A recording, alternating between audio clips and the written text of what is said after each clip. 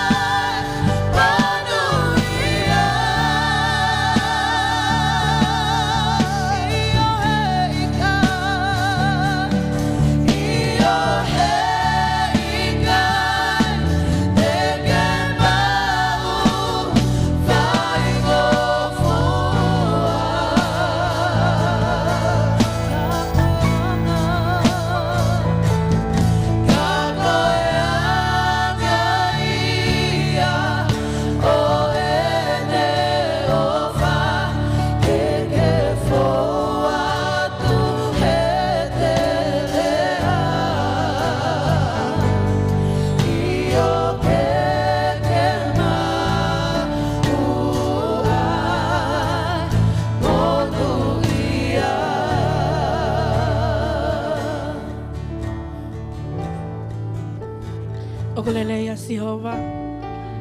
Mawai pe. Hua tolu.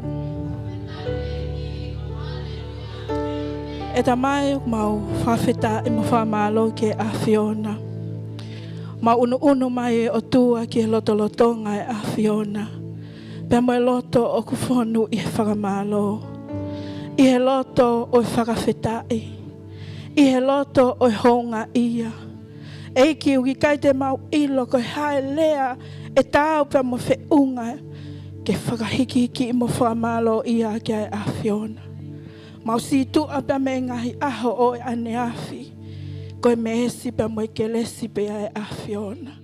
Mau unu mai e ki he lotolotonga e a Fiona. Kamata anga e ki o e mau malanga o e pongpongi koe ni o tua. Mau whaamu ke hapai ha ke eki. Whakatapu i pe ki he a Fiona. Tuku ho lau maali e ke hifo i ho mau lotolotonga. Ke sea petaloni. I e polo kalama e pongpongi koe ni.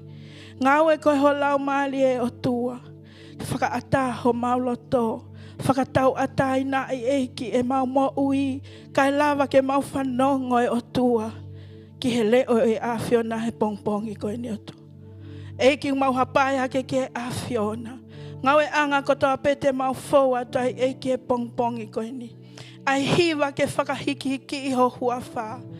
Ai Folofola ke ni hanga toko ni i ho mau ngahi loto. Eiki ai oho mohe ai a Fiona. O tua mau lotu ki e a Fiona. Eiki koe mau lotu ia mo e mau kore ai pongpongi koe ni. Ke kei meesi mo alo ofa pe ai a Fiona. Tape kina ho kakai e o tua he pongpongi koe ni. Ko koe pe o ke a Fiona e po ke tokai maananga.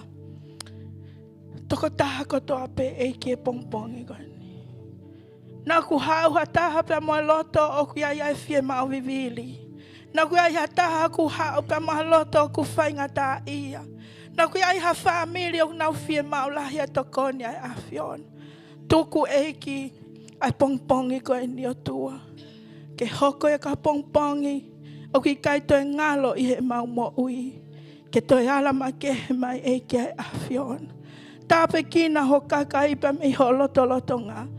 Peheke te kinau tolo ku wakai mai eiki he ata. Tuku eiki ke mau hau e pongpongi ko e ni. Mau lava whanongo ke Folofola e a Fiona. Eiki mau whafoki ka te koe a lelei. Ai langlangi a ngai whamalo no koto ape. Ke langlang ia peho hua whahe tau pepe amo koe. Ia kalais ko mau whamo ui. Amen. Peheke tau whake a pas. Whakaapa-apa ia lotolotonga e o tua i he pongpongi ko e ni. Ka pau ke hau he pongpongi ko e ni o ku ke haunga ia. Ka pau ke hau he pongpongi ko e ni o ku ke ilo mea lelea e o tua. Wheweke tau whaki ha pas whaofa. Whakaapa-apa ia lotolotonga e o tua. Amen. Tari fia e toko taha kotoa peke o tau sai o ne i he pongpongi ko e ni. Family. Neongo koe hae ngahi mea na tau fau mai ai he wike ko e ni. Ilo peu iai ngahi mea na tau fau mai ngahi Ngaue, ngahi whemo e kina. Ni ihina e iai ki i whakautua whakaisino tau whawhetai. Tau hau ke lotolotonga e otua o ku kei tawhe pe ene mesi pe mo ene alofa. Amen. Whewhiki tau toi whaka pas, tari e tō taha kotoa pe. Pe hea tari ka te koe o ku ke mea mai. I he ope, i he pongpong koe ni, mau tari fia koe, i he wafa tau eko si suka laisi. Koe pongpongi a koe ni, koe ke tau hauta tō lau sias. Koe pongpongi, ke tau vivili, mo tau hoha ke tau whanongo ke leo ofa e otua. Whewhike lawa ke tō taha ko tau pe pongpongi ni. Kole kau hiwa, omi mua hiwa fia. Lawa ke tō taha ko tau pe, lulu, whawheilo aki kai, pe wafa tau eko si suka laisi. Yeah, tau hiva, fia, hiva, fia, hiva, fia, fia.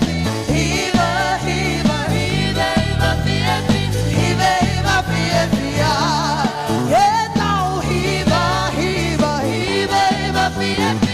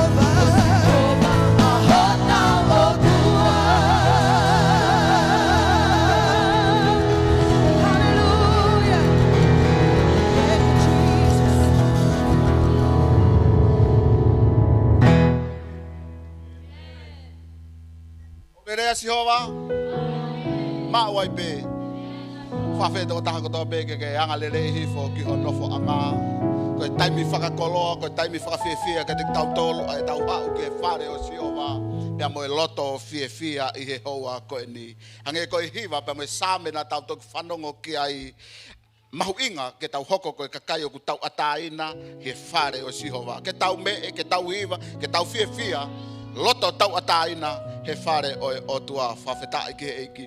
Koe ne tau ngai whanongonongo ko ia mahuinga ko taki mai ke tuku atu ke te tau tolu i he pongpongi ko ni mahuinga apito ke tau tokanga ko toa ki ai i he tau ngahi whanongonongo i he pongpongi ni. Koe whakataha katoa ngahi komite ngahi tipatpeni he taimi ono ia o e whiaf ko ni whatonga iange koe ke lava ha tau Sunday school i he whiafini o ku whetonge aki ai whakataha katoa ngahi komite ko ia ngahi tipatpeni.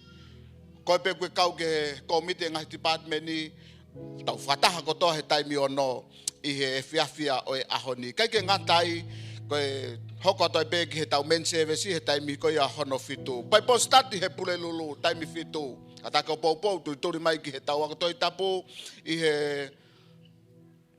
pule lulu ia koe ni. Koe pule lulu kua osi. Mahalo koe pule lulu toko si taha pe ia tau ako. Ai tau pai po stati. Kako tui whea mau ke pou mai. I he tau pai postati ko ia he pule lulu ko ni hange ko mea na lave ke ai ai toko tahana ne whakalere ko ia ai paipostati e pule lulu. Koe whai hoa lotu mahu inga e ua ke whatonga iange, mahu inga ke te koe ke poupou ai. Lotu ko ia he sāpate ka moe paipostati he pule lulu. Mahu inga au pito kapauku ke whatonga i ke whe mau ai tupure kina whakalau maari e ke te koe ka take o turi mo ke poupou ki he tau ngahi mauanga keresi ko ia. Kai ke ngata i koe te whataha ko ia ki he tau whamatala paanga, e whakahoko ia he tuku e lotu o e pongpong ko ni kata ko tatari mai hiri e maonga keresu e pongpong ko ni whakahoko ia e tau whataha ko ia ki he tau whamatala paanga, he tuku ko ia e lotu e pongpong ko ni. Whamanatua te poklama tu o tahe ka kai tangata pa pehe ki he kakai whewhine, he mahina, kata ki o whatonga iange, mahu inga ke whakahoko ai tau polokalama tu o taha ko ia i he mahina. I he tau lalahi pa pehe ki he tau iki, he kakai tangata pa pehe ki he kakai whewhine. Mahu inga ke mo whatonga iange, mahu inga ke whakalere hao mo polokalama tu o taha i he mahina. Koe whakataha e on komite ai meni he tuku ai lotu ko ia o e pongpong ko ni. Katake e ngō komite ko ia ai meni tau lalahi pa mo tau iki, whaiho mo whakataha he tuku ai lotu o i pongpong ko ni. Ato ke ai haa whanongonongo e toku whakahoko atu ia he tau ovasia o ka hiri e ni. Whawhita iki he iki. Katak kapau kia haa ongo asa e toko ua. Katak mai ki muani. Tānaki e tau totongi e tau ngahi wahi ongo furu. Pa pehe ki he tānaki ai tau hard for the house. Pa pe tau ngahi misiona kotoa pe i he pongpong ko ni. O ku whakakoloa pe aku hoko koe tāpuaki ka te tau tolu. Koe eria mahu inga au pito eni ka te tau tolu. E kainga tui, kainga whanongo ke tau whatonga i heanga e tau moui. Koe taha ia e mea aku mahu inga i ka te tau tolu. He taimi ku tau hoko ai koe karistiane.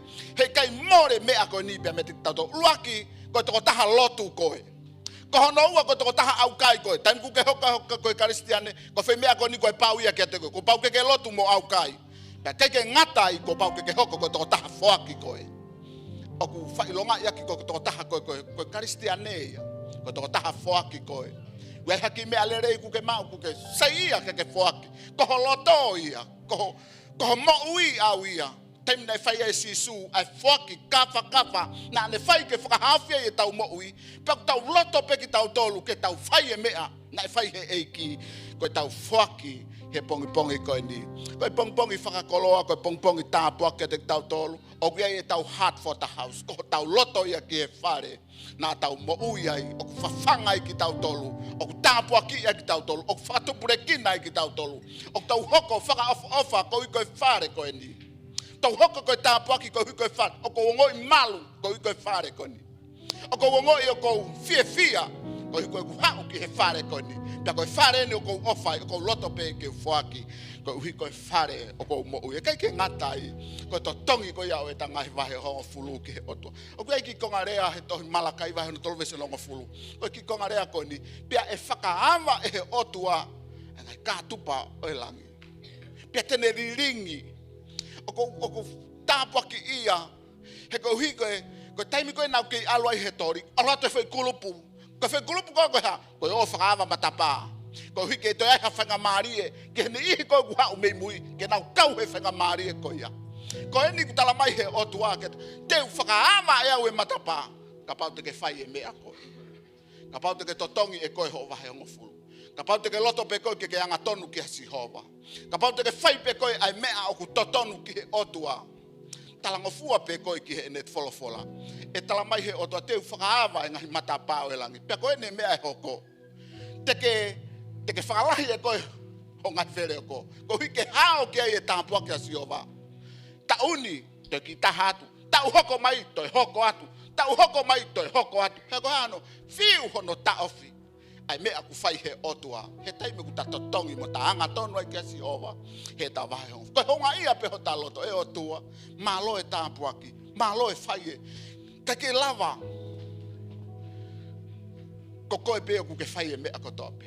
Anga tonu pe he ta wahe hongo furu. Ia isini I ka pau te nau tala loto e whai mea ai otua.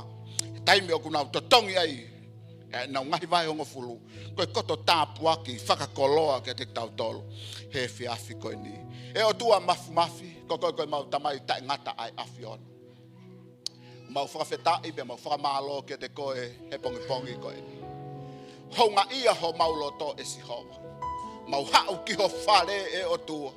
Mau hau e loto fia, o loto hanga maari e kia te koe. O ku mau ilo pau, ka iai hapwhei tuu, o ku tawhe mea iai monu ia.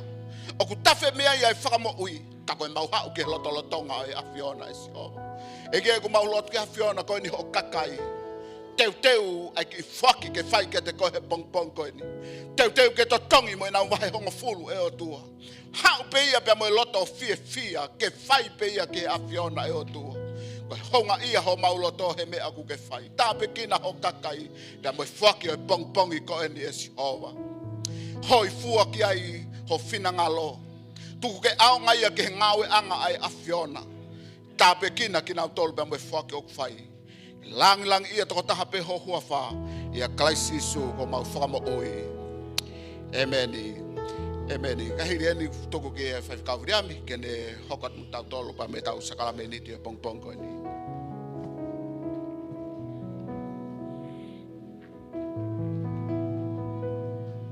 Foaki koe ki he eku Ngaue.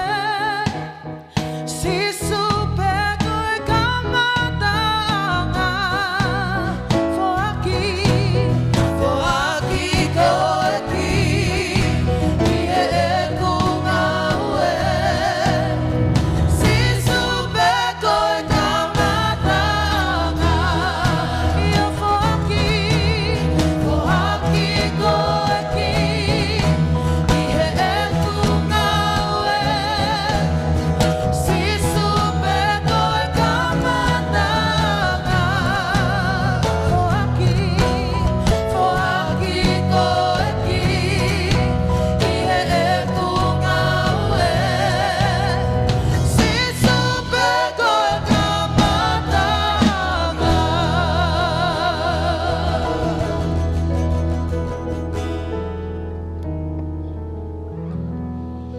Kore peke tau hoko atu ki he te pire o mohe ai eiki i he haua koe ni. Kore atu kau whaiwhikau peke poate ke mo unono mai ke tau ngau whakataha i he pongpongin. Te ulau ha Folofola pa mak tau tolu.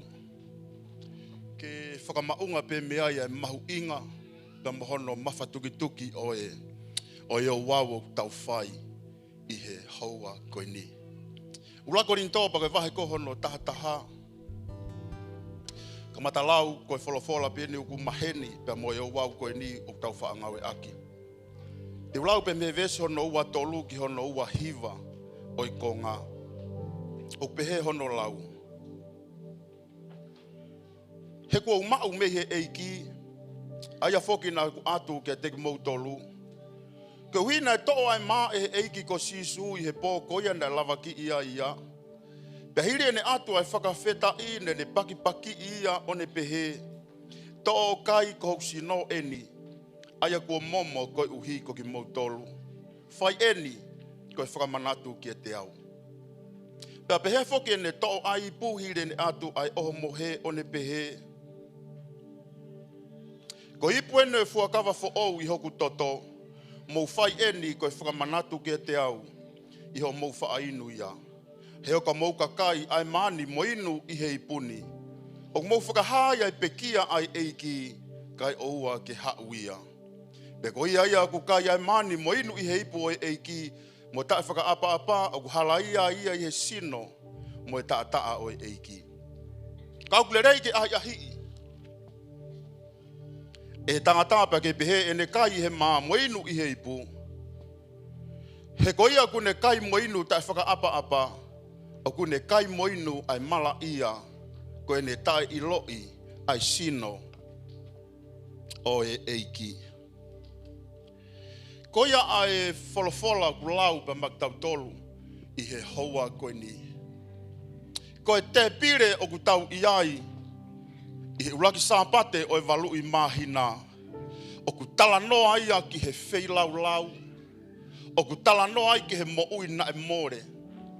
O ku tala noa ia ko e toto na e tafe. Talange paula ke kainga i Korinto. Ko e whei lau ko e ni ko e sino na e mau. Whawheta ai ki he eiki. Ko hia pe ko lahi fau ai ofa. Ko hinga pe ko hofu mahu inga. Na e tae mamai a langi. Ka ke whaki mai hono alo. Ko sisu ka laisi. Ko hia pe ko koe pe amuau. Talange Paula ki mua ke alu ki Korinto. Pe ko ne lotu e ni nane whai. E o tua. Ka pau teu alu ki Korinto. Ko mea ni teu whai. Ke ilo ia kalaisi ia te au. Ke malangai ai wheilau lau na ane whai. He koe wheilau lau ko ia na e tui e apostolo. Koe ne mahino ki he loto e kainga i Korinto. Koe pau ia ke nau tukulolo ke whake mo ui ki a kalaisi. Ka pau te tau o mai haki konga o e wheilau lau ke ta sio ki ai. O hange koe whakamatala ai apostolo. Koe sino na e mau, koe toto na e riringi. Keilo e tala noa ki hono tau te ai pe ko hono kaluse whai o kalaisi. Ai whahinga mamahi na ane au sia. Koe wipi na ai e whai pulu whaka mamaf. Pe ai mua he wipi e uka mea pe koe ni whai manu ko stao masila. Pe koe tau mua ni ai pulu ke tai e pulu o ngoto ke sino. Ke tai e ai koe hui koe ia i mua. Pe koe uka mea koe mua i he wipi. Ke tai o au ki he hui. Pe koe taimi koe e taaki ai o kune to'o mai e kakano. Pe me sino o tangata. Whakaukau ange ki he whahinga wheilau na e whai e kalaisi. Ke tai o alu ai hui pe koe uka mea ke au ki hono hui.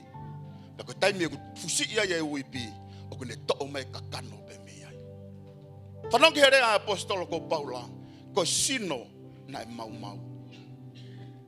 Na e tai kai hau ai toto tapuange pea moia. Ko hinga pe ko ho mahu inga. Pe tāne nei ke kai ke kei lava e he eiko si sukalaisi ke whata i kolosi pe me he palasio pailato ke he maunga kāre vare ko he lai whau e toto na e alu i ano sino. Keilo e nea o mai ki he kolosi koe ne tutu uni na e whai ki ai e fusi e sino sisu ke mawhao pe tuki i e whao i hono vae pe a keria e luo ke fute wha fusi i e nima ke mawhao keri e luo ke fute wha, porque taimi e fusi e ki olunga, pe whakatoki rewa ai kolosi ke tō ke luo fute wha.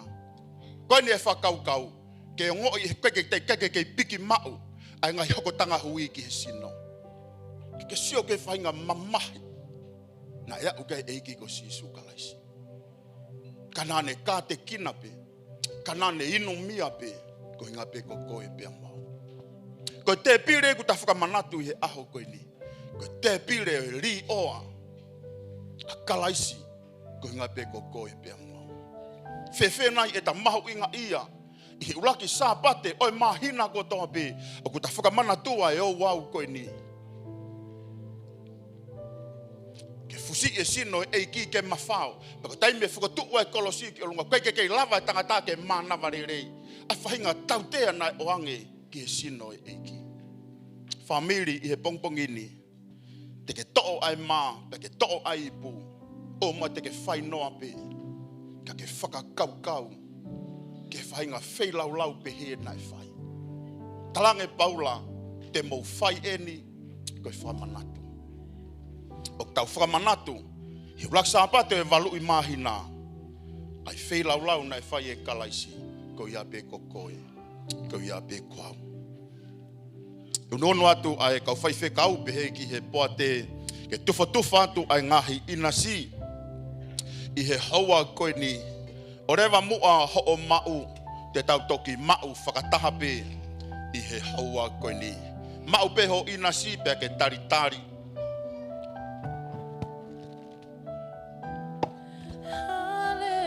te tau toki whakahoko at pe ke tau mau whakataha. Praise the one who set me free. Hallelujah. Death has lost its grip on me. You have broken every chain. There's salvation in your name, Jesus Christ. I live in hope.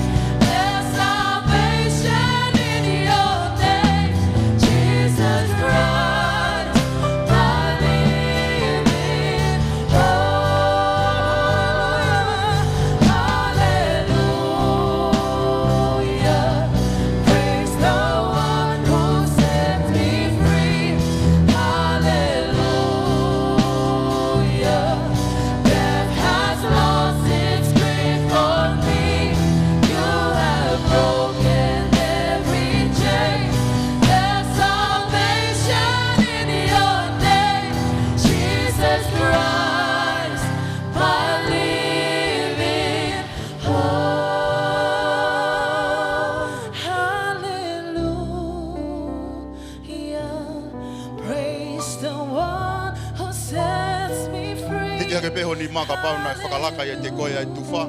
Kau ke whi mau ke kau I he sakalameri ki whongori. Hallelujah. You have broken every chain. There's salvation in your name, Jesus Christ. Hallelujah. Ko le peke moanga le rei o lava ki o lunga.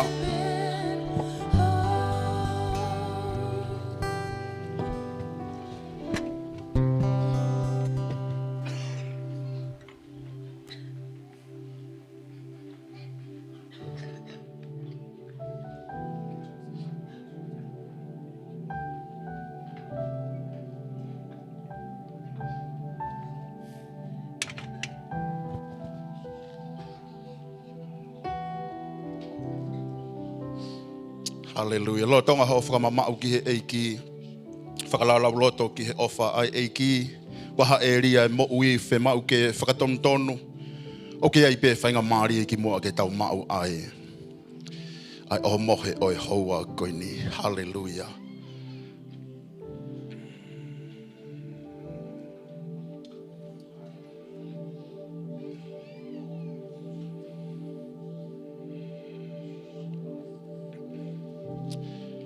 Tua mafi mau whamalo mo whawhetai kia te koe. Mau tuu iho ao I hoa koe ni e o tua. Mo loto ku whonu I hounga ia. Ko ia pe koe wheilau lau ku mau whakamana tua. I uraki sāpate o e walu I mahina. Malo e ke ofa hulu. Malo e ofa la. Malo e ofa tai whiriwhiri manako ai awhiona. Na kai te ke lau ai mau hia. Na kai te ke lau e mau angahala.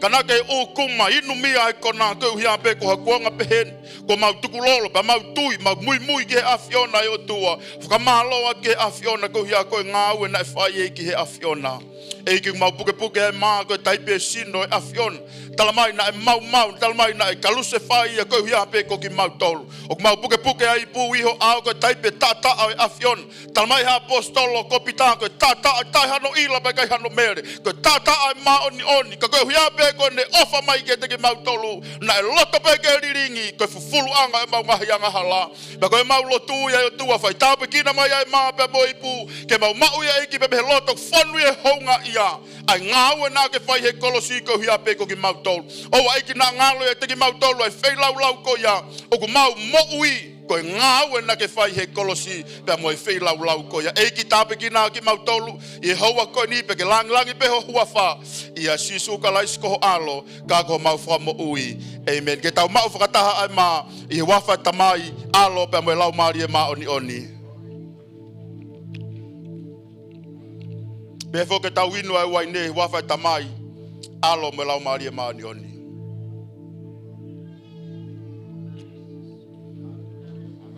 Hallelujah fa feta I ke re ko e o tua Hallelujah malo sisu ho ofa malo e ki ho tapua kina ki mau tolu whamalo a ke afiona e o tua ko mau te whakamana tua Ngaue na ke whai ai Ngaue ma onga mau mo uyai pe tau ke mau whawhetai mo whakamalo ki afiona e ki koe mau rea pe ia whawhetai ki te koe koe mau rea pe ia malo e ofa Hallelujah ke re koe sisu malo e ki Hallelujah ke re koe sisu Hallelujah malo sisu hallelujah Hallelujah tanaki hake pe ipu ke fai sia ki loto tanaki tau ngahi ipu malo au pito Fefeke hoko atu whawhetai ki eiki o ta whamamao ke no loto ngamo no lau mari e I he pongpongko I he huba mo whawhetai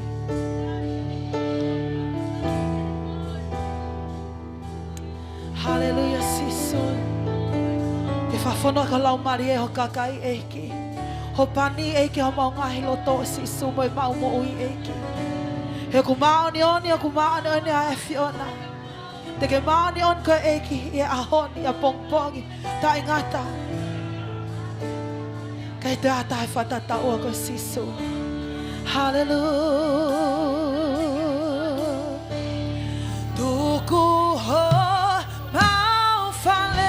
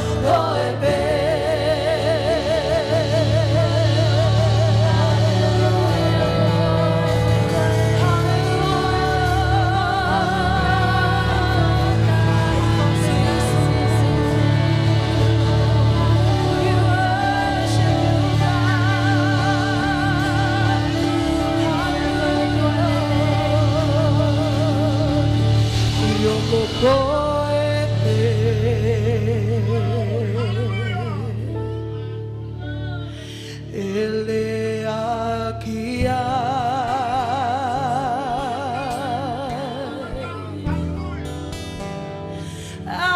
akuhiva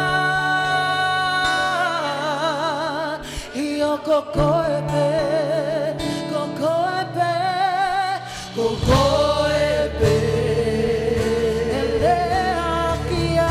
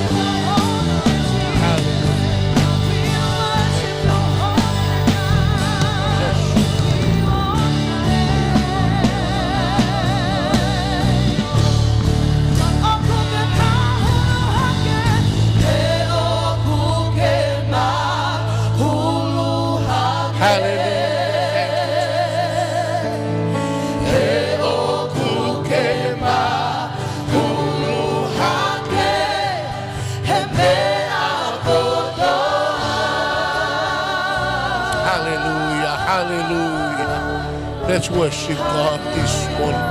Kuraboshika baba baba ramose. Kuriandala mosikiri. Kuraboshika baba baba. Kurama baba baba baba. Kuriandala mosikiri. Kurama baba baba baba. Sika baba mosikiri.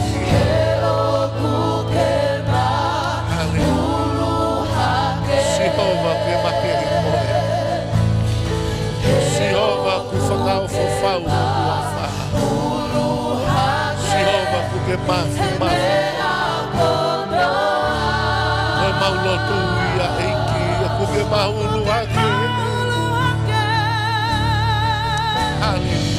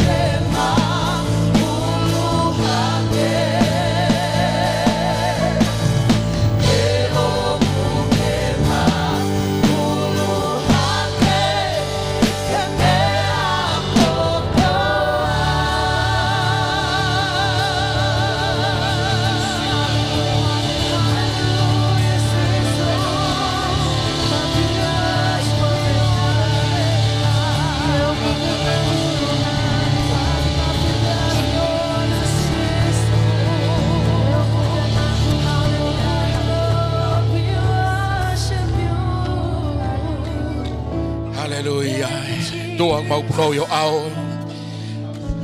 Maupuno ke worship ke hu ke afiona. Ke mau whakatonga i e ke lesi. Ai mercy, ai offer ai afiona. Tolonga tangata alofa i afiona pak mau whakamalo atu esi hova. I mau mau e whainga maari esi hova ke mau hiki hua whai afiona. Ke mau worship ke afiona. Kai matoi o tua ke puno ke ai. Ai whainga tangata ka koe afiona toko tahape. Amara ke mau whanau eiki ke mai mo ui ka ko Folofola. Pane ki o lau maare maano ni koe haha whekau. Koe haha Folofola eiki te mau whanongo ki ai. Kene whakamama ki mau tolu. Lau maare maano oni kene whakaivia. Kene whakafo o.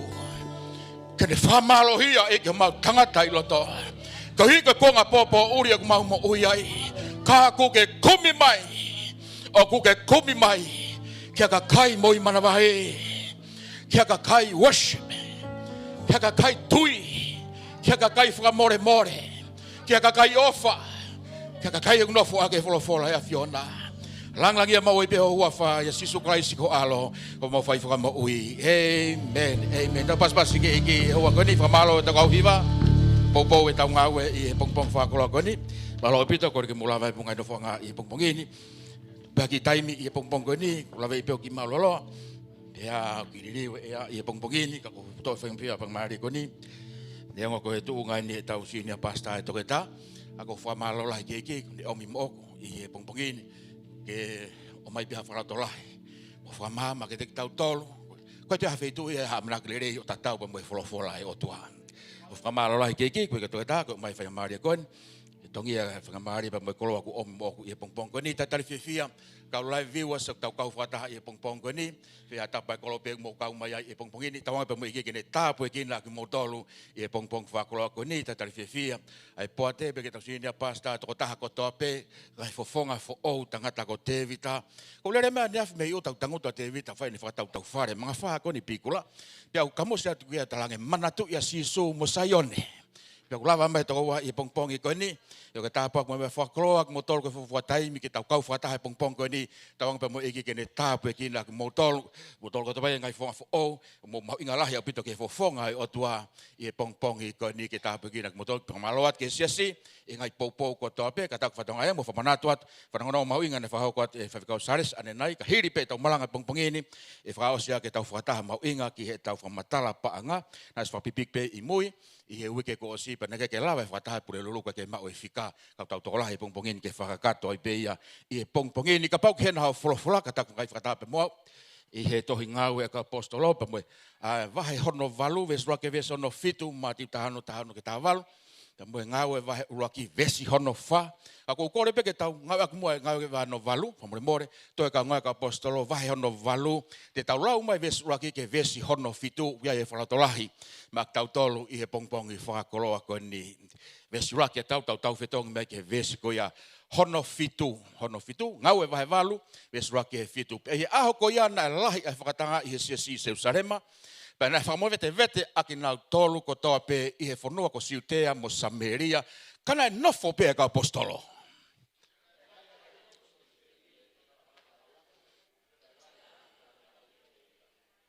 Kako saulana ne mau ia siasi. O huu ke whare ko toa pe mo ne toho ka kai tangata me ka kai whewhine.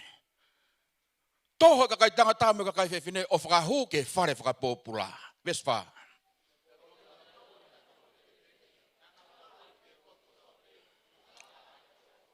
Veso no nima. Pana toki aluhifo a Filipe ki he kolo o Samaria. O maranga kia kalaisi kia teki nau tonu.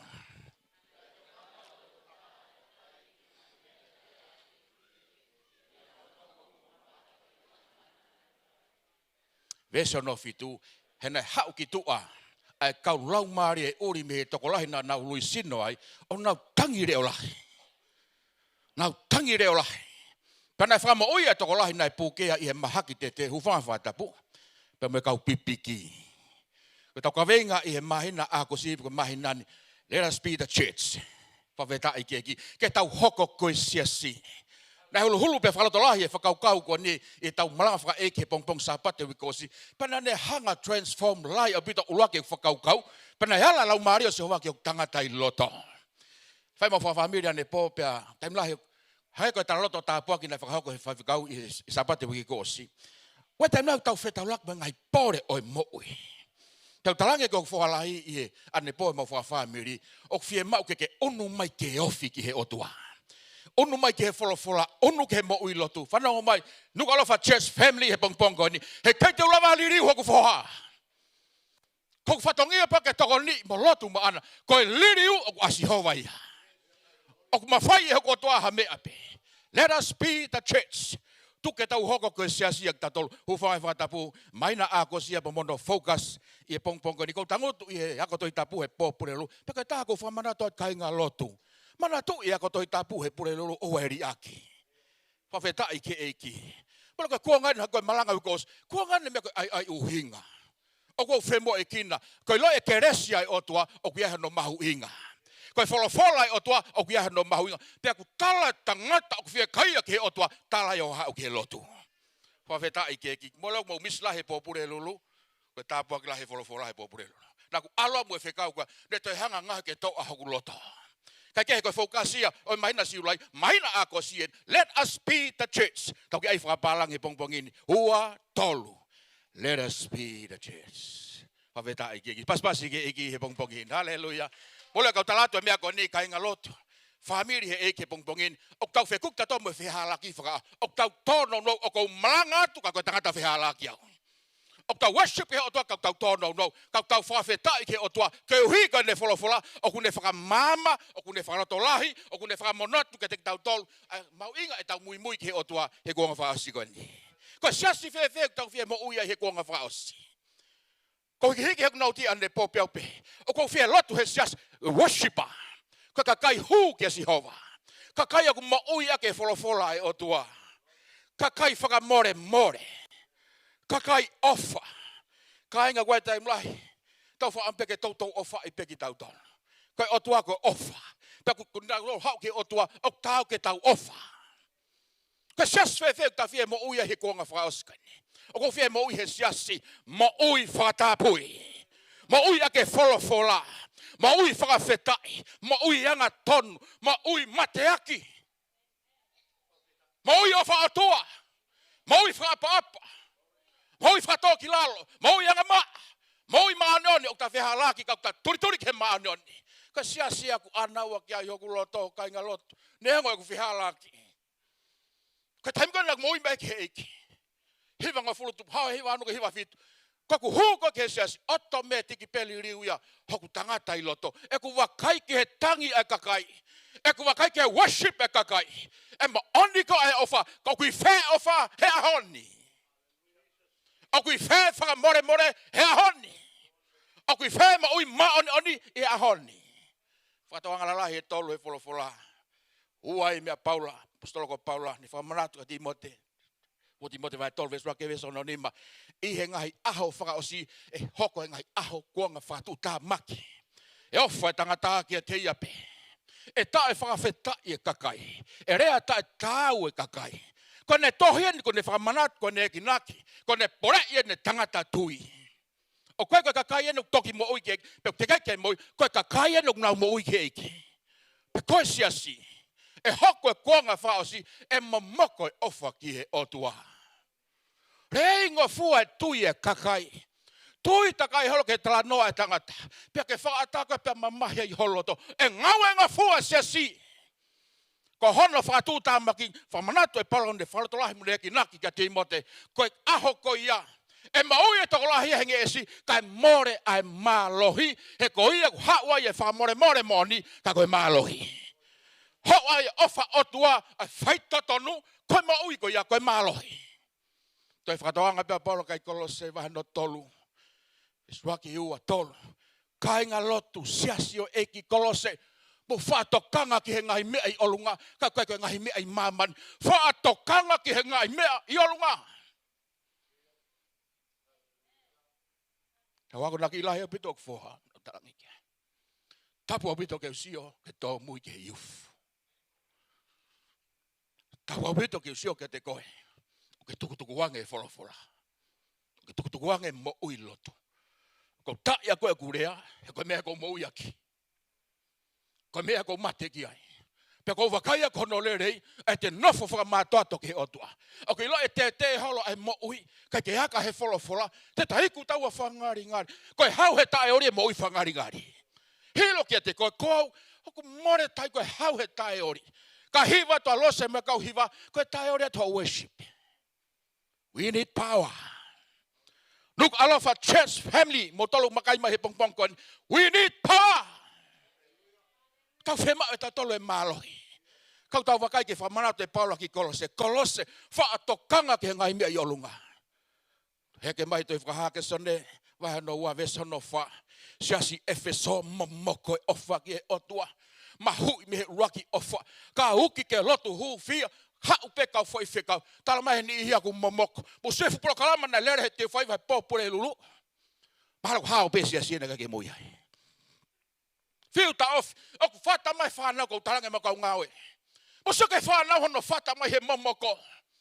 Ka pehata ke o mai he lotu hufia. Tala mai ku momoko. Ok tare tare. O ke whine mātua. Tare tare. Kou ki flu. Kou ki momoko. Ki hu mai me tare tare. Hau me whakapiko piko. Oki keiko tare tare palo pare maa. Oki keiko e momoko e palo pare maa. Koe maha aloto. O kou maranga kia he pongpong ko ni. Ke challenge e siasi o tua ke whawhango koe. We need power. O kule rei yes Jehova. Ka hinga te alu ke ngai feitu. O kei to tonu ke ia ia tangata lotu. Ko te alu holo ka mamao e folofola. Malau maari e maa oni. Let us be the church.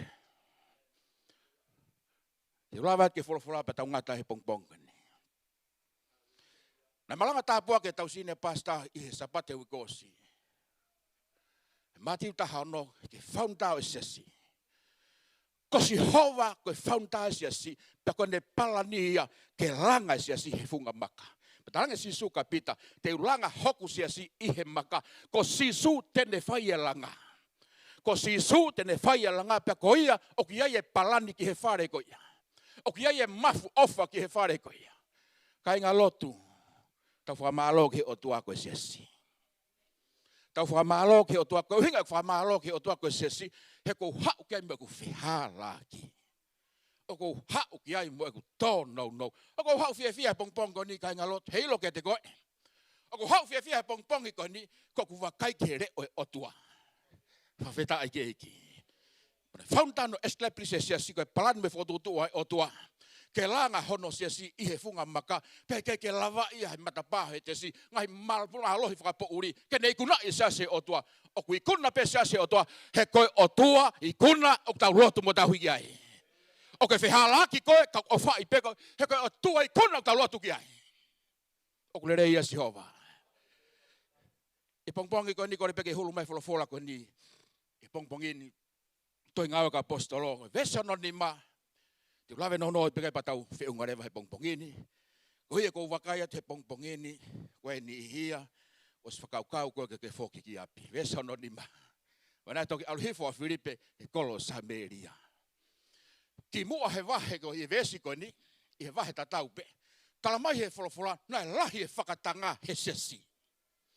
I Jerusalema. Pa mo vete rewa kakai loto he sesi. O na mau koe mālohi. Na mo vete lo alu ki Samaria koe ni. Tok talmai he ves hono ni ma. Ngaue kakai. He ves raki ke ves hono whafo morimbori. Ngaue kakai. Fulahi e whakatanga. Whanongo mai pongpongi koe ni. Na taulawe kai sapata wike ko o si. Uhinga uruaki o whaunta. Establish siasi ke hoko siasi koe mama. Mo wakai mai pongpongi ni koe mama re o tua. E talatu kai te koe fotu. Kai toi tari ho o visa au. Talatu kai te koe fifita. Mau koe kansa hu whangai whatapu. Kai te aha tari kai te koe. E talatu ko whanau. Mau he trucks. Kai te aha tari a ki ai. Kai te lava tamasi o liriu. Te ke tā koe matol hono kiri. Hu whangai whatapu. Hei kai ke liriu ia. O kou pore i koe sasio eike he pongpong koe ni. Ave ki ai a reo e o tua he koe māmaia. E talamai ku kansa, o talamai ku whainga ta, he kai ke lava o liriu, tuku wange o tua ke rea tu kia te koe. Wanga whewhe e rea, he koe ne taungu. O koe ne palani ke te taua he pongpong koe ni. Taha, ua, tolu. Whawheta i ki. Amen. Kainga koe ngai ahoni. Ku more passion yang he o tua. Anas hiki pe, Alofisai he folofola. E more pe moko ofa ki otua. Kau lawe te pongpongkon. Koe taimok stepu mai te volo kiloto. Hau ia moi malohi. Kau hinga mau inga ke au kai e siasi. Kau hinga mau inga ke lotu e siasi. Kau hinga mau inga ke mau manon e siasi. Kau hinga mau inga ke unu ke ofi e siasi ke he otua. He koe te volo o ku iai hono malohi. Whaweta ai keiki. O malohi fefe tangata malanga. Kone malohi enu ki tō muia ke lotu. Kone malohi enu ke poakia he pure lulu. Kone malohi enu kai te ke toi au kai. More hohori ke toi au kai. Ko tanga sare, o te ke toi whanongonongo koe au kai. Ko ia pē kune whie maue o tua, pia ke au kai. Ko pōrea te pongpongko ni e ko whie maue to kone o tua. Ta kei lotu pe taua te ke ta tauha ahi ahi. Te ke talato. O ke whiu teke futi batmen koe ke Ngaue ki mua. O whie mau ke lotu mo au kai. O ke whiu ono teke o whamiri ke ririu e whanau. O whie mau e lotu mo au kai. Whie mau e malohi. Ke whakawhe paki i aki. O kule rei a Sihova. Musio ke ahoni. Lotu whakapentekosi. Ko whie au he kakai lotu e ahoni. Ko hai aku asiki olu. Ko hai aku maalunga. Ne hanga eki a porei lahi aku loto ande hingengi. O fuhe ka kai ke ngai mea fika wha oi maui he mamani koni. Kaku fefe hoku loto loto ngā. Ai mo oni ai tangata i loto. O kore taime mo oni ai tangata i loto. Kala e taime ku lulu e koe Sihova. Taime ku sivi e koe he otua. O kore rei a Sihova. Pau talama he vesu raki ke vesu hono wha. Ngau e kakai. He siasi. Ko hiko lahi e whakatanga. Lahi e mamahi. Lahi e masiva. Lahi e rea tuku hifo. Kai ngā lotu. Nuku'alofa church. Manako ke rea whakaloto lahi. O e manako ke tala noa tuku hifo. O e manako ke whiahu me kakai. Tala noa lau. O talanga o koa. O ko whenga. Nengo e ko whihalaki. Ke whiri e ko whiahu me kakai. Wa ke pehe ke whiri kakai. Kau mahu inga ke te whiahi me ka kai poto, ke te poto ai. Whiri ka kai to tonu, ke mui pa ke taka holo moi. O ke iloi peka ka kai, o ke kai ke mo ilot, ka ke ofi holo pe ai. Ka kai tala no tuku hifo, ka ke ofi holo pe ai. Ofi he ka kai, ngā mo uia ke Folofola. Ofi he ka kai, fonu he laumare maanoni. Ofi he ka kai, mo ui lotu. Pag tala mai, hau koe whakatanga. Saka pateu hifo ke tau whakaosi he pongpongi koe ni. Tala he Folofola he pongpongi ni. He koe tala noa whalotola hi sa pateu wike koosi. O mai e sia sio establish ke hokwe sia si koe mama. Be a light. Agnesi, be a light. Whare aka lotu mo fisi he ahoni. Ka pau e rea tangotuia. Ka whepaki ato e Folofola ia, kai toi whia Ngaue ke otua. Whanongo mai, we need power. Taha, ua, tolu. Whaweta ai keiki, hallelujah. Pako no whakatanga i koe ka kai lotu. Pako ves malanga ia pongponga ni ves hono ni ma. Hulu imange ves hono ni ma. So ke mahu inga koe Folofola. Mahu inga koe reo e otua ke whanongo ke. O kou pore i koe ngai tamai. Kau ke whe kuki moha palo parema ki ho whamiri. O ke whetau laki moha challenge he uia o tua ia te koe he siasi. Foki pe koe ke rea te o tua ke te koe. Na rea mai ako toi tapu he kou talat ke te mumise mea lahi he pōpurelu. Rea mai Folofola he pōpurelu. Foki pe koe ke toi rea te o tua me hono reo. Kau ke ngoi ke loto mamahi. Lahi ngai mea ke whekuku moia. Tuange ke toi rea mai pe o tua. He ku iai ne tau mua maau. He si tu ai kakai. Kai ofa tu pe. E Folofola o tua ke te koe. Paspasi ke pongpongi ni. Ka vesi hono ni maa. Talmai ka te kita tole pongpongi ni na tok aluhifo a Filipe ke tolo Samaria. O malanga ki re o tua ka te kinau tolo. Vesi o nono. Pena e toki tokanga o loto taha. Ai kakai ki he ngai mea na rea ke Filipe. Ihe nau whanongo mamamata ngai mana nai whai. Hini mako ke whia mauha mana. Haweta ai ke iki. O koe ko hau ko whai e mana. Ko Sihova une whai e mana. Ko taimi ko ke tuia ke re o tua, ko ia ko hoko ia mana. Paweta ai ke. Tau hike pongpong, tau whia mau e mana. O ko whia mau e tari loto. taime ko fe taloke me ngai pore o fononga nga o ko fe ma o mana o ko fe ma o tari lotu o ko fe ma o riu kawa si hova ko family ke ministry mo ui hesiasi o ko fe ma o ni malere o tua taime ko na ngau e kakai hu atu a Filipe mo re o tua o le tratu ke de ko saia hanga hake ki olunga ko ta po ki maao o ko foka te ta po ki te ko ke bless aki ko ke hanga mana tu ko o tua ta po ki au o ko fama o e foto fa sino he taime ko folofola tu ai ke mana tu e kakai o tua ko o tua fai fama o ka lotu ki ai taime na alotu ko Filipe malanga ko Samaria kamata ke Ngaue makakai ke na fa uta so ke me fai he folofola o ni hanga fa foki ko ke mama aku ne fa foki ko ke mama e ke te ave ko ke mama e ke lava e pote ave ko ke mama kai nga tui only the word of God.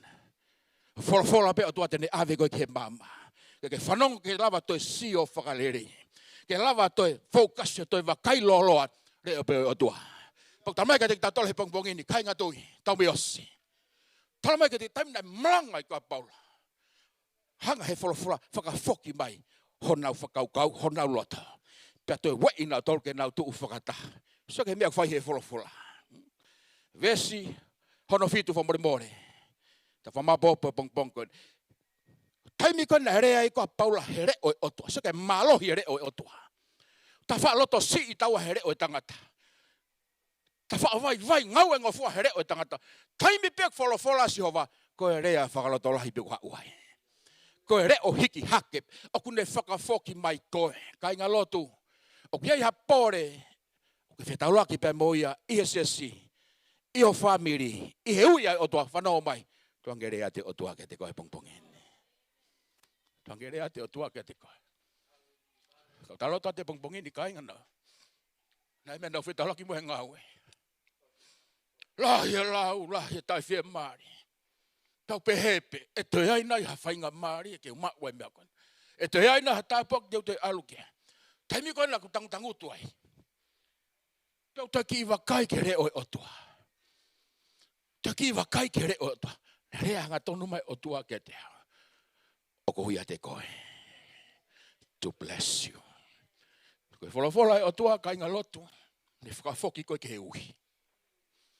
Folofola o tua ne whakamama koe ke manatu e kakai. Koe ngai ahoni a kai nga tau tokanga pe tatolo ka tau tolu.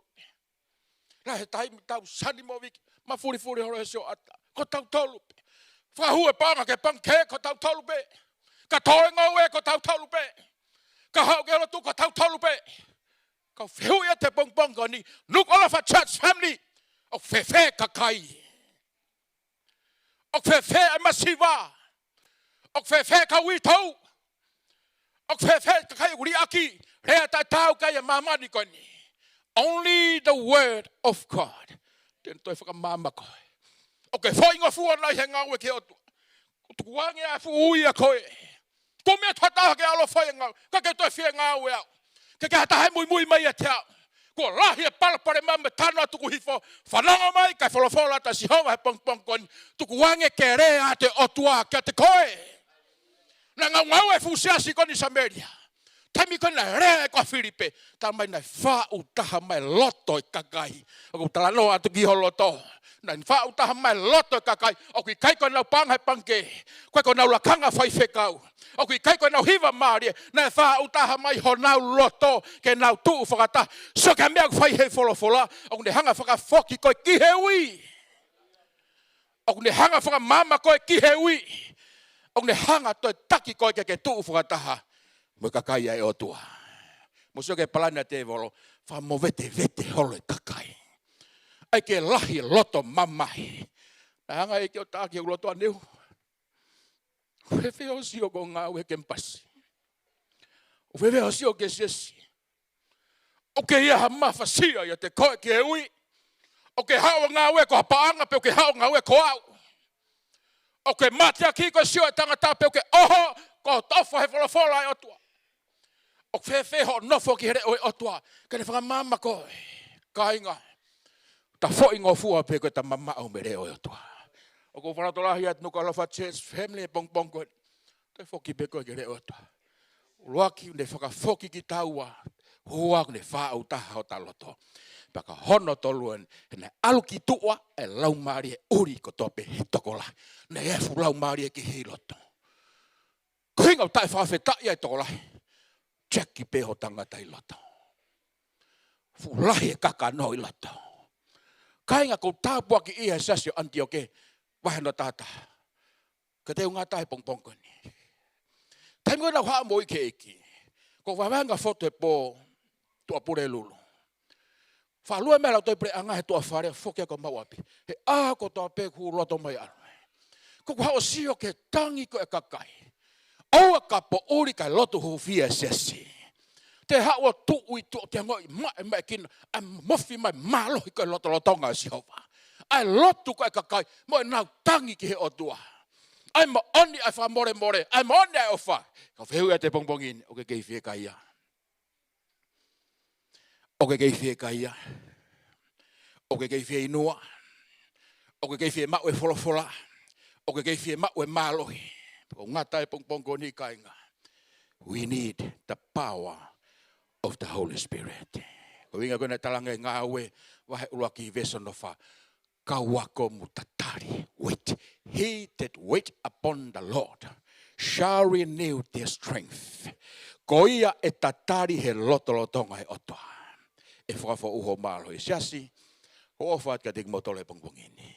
Wofa te otua ke toko tahakoto. Oua te ke tokanga ki hofi halaki. Koe pongpongini e whakafo o. Pongpongini realign. Sio ke pepe se sesi. Siasi ke ofa. Siasi ke aluatu. Siasi ke whakamore more. Siasi ke worship. Siasi ke whaito tona. Siasi ke tokoni. Ofa. Koe pongpongini. Taim kona nau tataria. Pea hifo mai e afi ai otua. Ngaue vahe hanoua. Tafi ko nau tangata i loto. O ririu, o change ho nau tangata i loto. Pako taimi kona nau hanga haki ai. Kainga mea koe wheo fo fani e. Pepes hanoua ia siasi, wike ko osi. Alua te siasi pa mwe mama ko ia.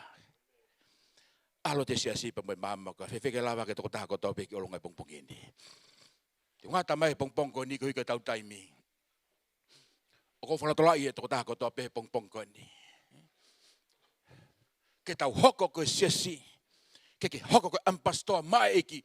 Ke fie mai ko reo e otua. Hua, o ke fie mau e malo he lau mare manoni. Tamai, mo whakamalo ati a whiona pongpongko ni. Whakamalo atu e koe mama hau Folofola, ne hanga whakamama ke te mau tole pongpongko ni. O lahi e ke taime e mau lota mamahi, lahi taime ku talaki pa ngai palo parema, ngai pore o e whanonga anga. Ta ngari e si hova ko ngari mata ngalo, ai ofa e a whiona. Ta mau ai uhinga e si hova mau wafe, kai uhika e mau lota mamahi. Mau wafe kai uhika e lahi e whaingata. Kau ke whamanatu mai he pongpongko ni tuange ke rea ato si hova ke te koe. Tangata malanga tuange ke rea atu ke te koe. O ke keilo tosi ipe koe ke te ke rea te otua. O ke whaingo fua pe koe ke te ke rea te otua. O ke te hori holo toko te ke rea te otua ke te koe. Hono wha si he pongpongko ni si hova mau wha whei ho lau mare maano ni. Si hova. Wha whei e ke lau mare a whiona. Hala mai e otua ke si he pongpongko ni. Ke mau mo uia ke Folofola a whiona. Mau wha ata ke o lau mare maano ni ke te whaivia mau tangata i loto. Ke mau laka malo ki a whiona. Tāpeki na eiki. E mau senior pastor. Toko taha ko topeho sia sina tolu mamata mai pongpongko ni. Lang ia mau i pia uafa. Sisu kalaisi ko alo. O mau whaifaka mo ui. Amen. Wala ubito ko rimbola mga nofu anga. Whanga mare ko ni. Tau whaosia ke tau ki whakataha wawepe. Ke tau whamatala pa anga.